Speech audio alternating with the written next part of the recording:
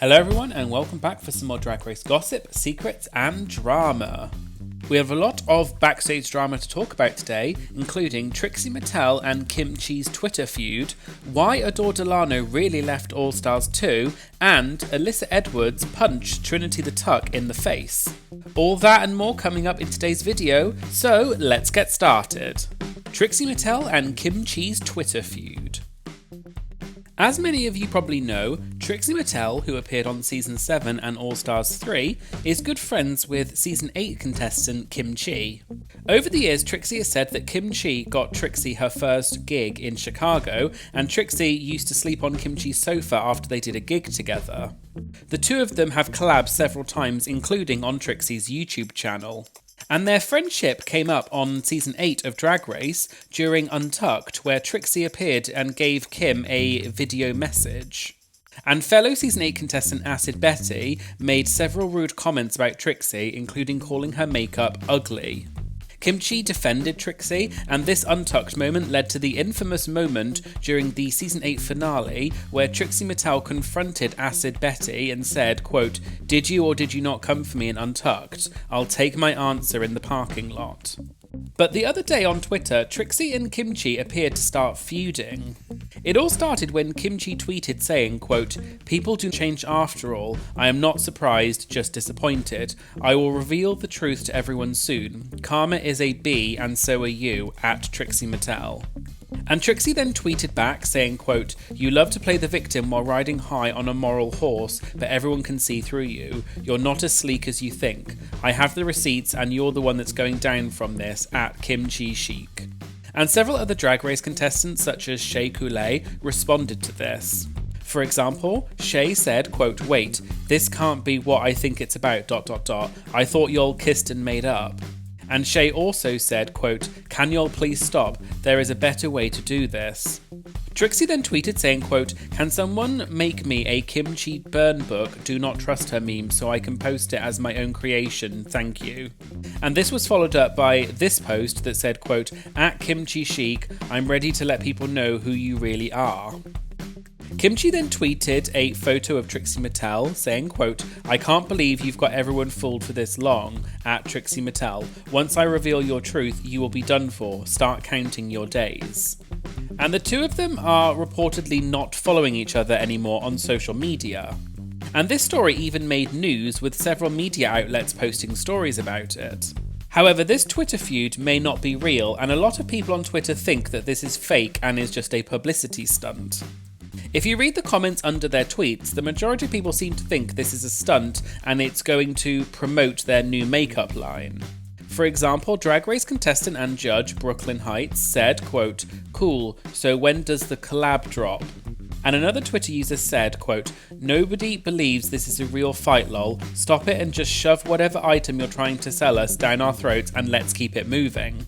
So it does appear as though this feud might be fake and it might be a publicity stunt in order to promote a new line of makeup, as both Trixie and Kim Chi own their own lines of makeup and cosmetic products. It's not clear yet if this feud is fake or not, so we'll just have to watch this space and find out. Alaska versus Eve 6000. Please make sure you hit subscribe and ring the bell to be notified for my future videos. There appeared to be some drama between Season 5 and All Stars 2 contestant Alaska and Canada's Drag Race Season 2 contestant Eve 6000. It all started when someone tweeted at Eve 6000 saying that Alaska had used Eve in her show.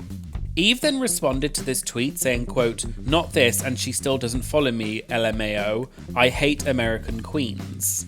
Eve 6000 also said, quote, "It's just really hard being someone struggling to pay my rent to watch someone making probably 15 grand for the show use me for laughs." She then followed this up by saying, quote, "I'll take that $10,000 via PayPal if you want to use my face and my voice in your act around the world though." Eve 6000 also tweeted directly at Alaska and said, quote, "You don't follow me, you've never tagged me, never commented, never liked anything I've posted, never shared my GoFundMe, never said a single thing to support me, but you think it's okay to use my image and voice as a joke for your show, ... It's punching down at Alaska 5000. Just to give some background to this, on Canada's Drag Race Season 2, during the musical challenge, Eve 6000 played the character of Revealiana, who had multiple reveals, and she said, quote, "I got a trick up my sleeve." And this moment went viral because Eve 6000's reveals didn't really work and it ended up being unintentionally funny.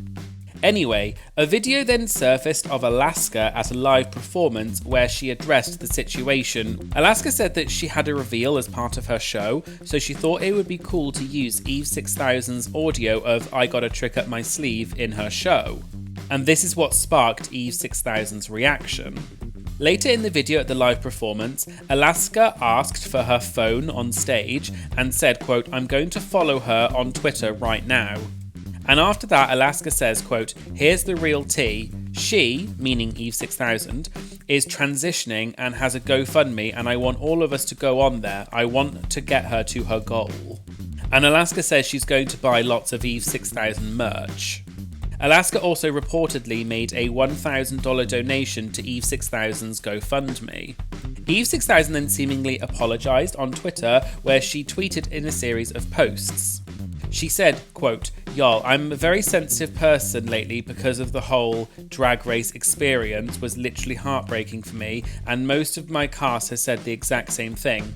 We didn't get much out of it, so I'm going to see things differently than most people would.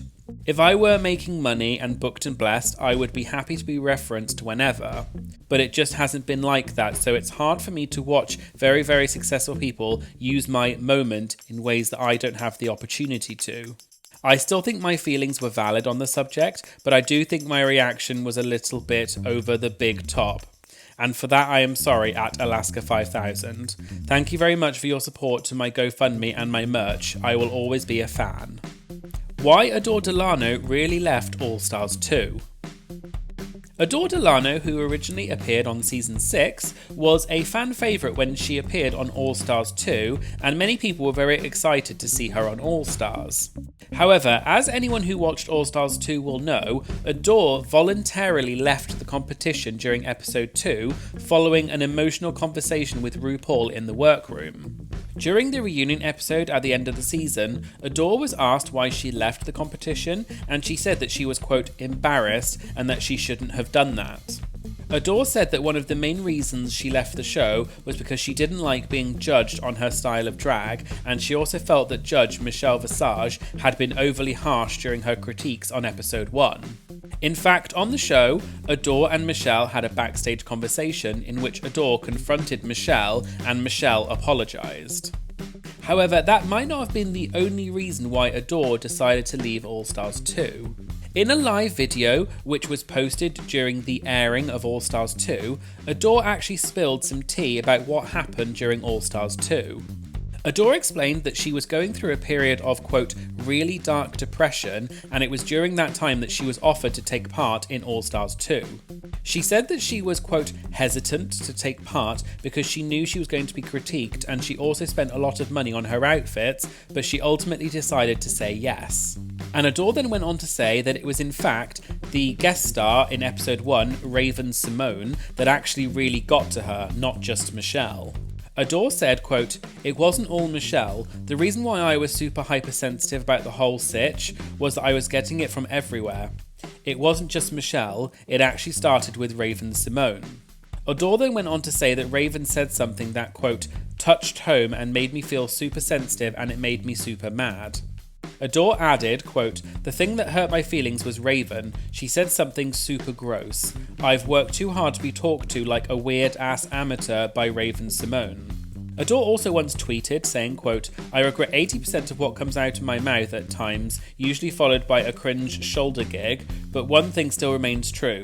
Raven Simone was single-handedly the most uncomfortable celeb to ever stand 20 feet from."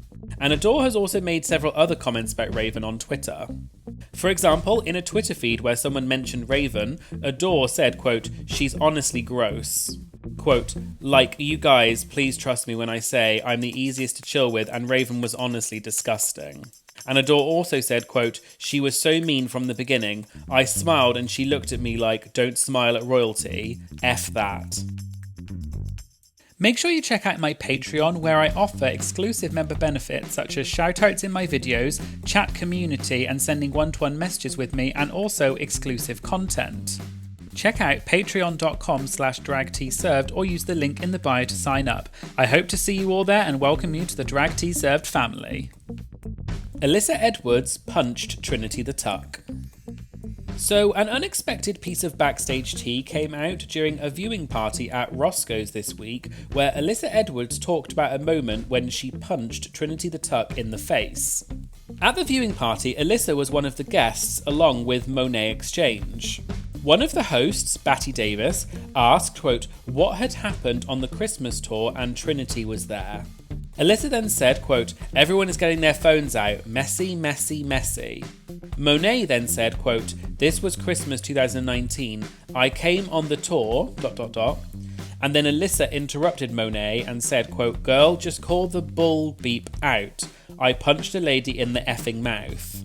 Monet then continued and explained that she joined halfway through the Christmas tour and said someone said, quote, Alyssa and Trinity got into a fight.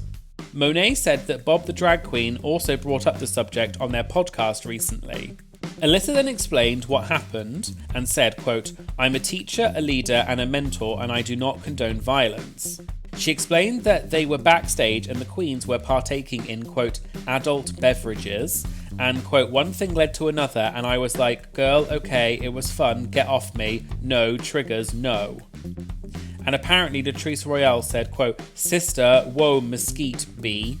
And although Alyssa didn't actually state exactly what happened, it's implied as though there was some altercation between her and Trinity and she ended up hitting Trinity in the face. Alyssa then explained that when she and Trinity talked face to face, they both agreed that they were, quote, out of line, and they made up and there was no need to call the authorities, they just got on with their drag shows. Alyssa finished by saying that it was a, quote, bonding moment and they just kikied about it. And just as background in case you're interested, I mentioned earlier that Bob had talked about this story on Sibling Rivalry. What happened was that Bob the Drag Queen said, quote, the only time I know of an actual confrontation was apparently, and I'm not breaking this news, was when Alyssa Edwards punched Trinity.